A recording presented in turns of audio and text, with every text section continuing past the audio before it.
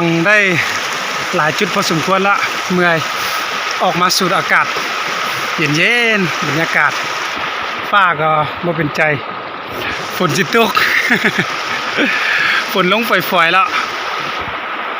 คือว่าแล้วเนาะอยู่ป่ามันซุ่มเย็นฝนตกฝอยๆ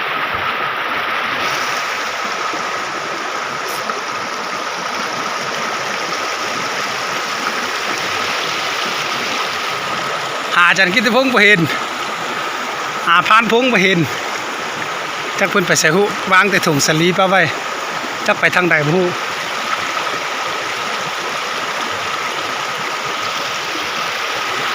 ชมบรรยากาศน้ำตกน้ำทราสวย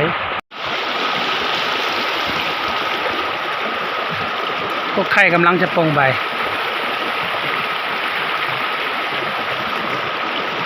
เด้พาราณสีน้ำนี่เย็นเจี๊ยบเลยเย็นโคตร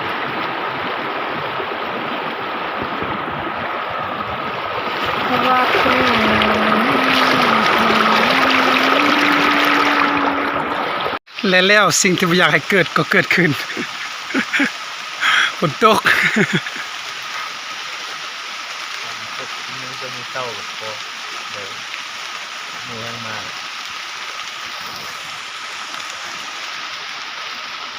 ได้เอาไปตองกั้งไว้เครื่อง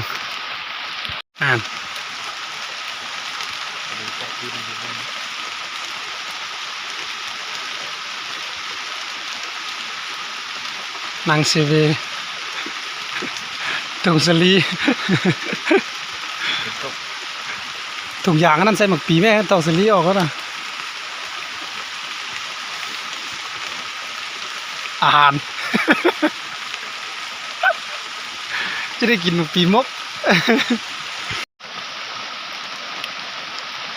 มาตุบบอลเก่าบอลที่เขาเคยมาในคลิปที่แล้วเนาะเขามานอนอยู่นี่ตอนนั้นเขามาอย่างเขามายิงเนาะมาพกยิงนั่นแหละตอนนี้มาฝั่งสาลีกับมาซอกเบิ่งยิงนกกินมะไข่เอาซั่นแต่ว่าฝนตกบ่เกิดตอนนี้เวลา 10:27 นาทีมีป่าเย็นแล้วยังบ่พอฝนยังตกอีกมึงแม่เปียกอดหลอดดอกไม้ธรรมชาติ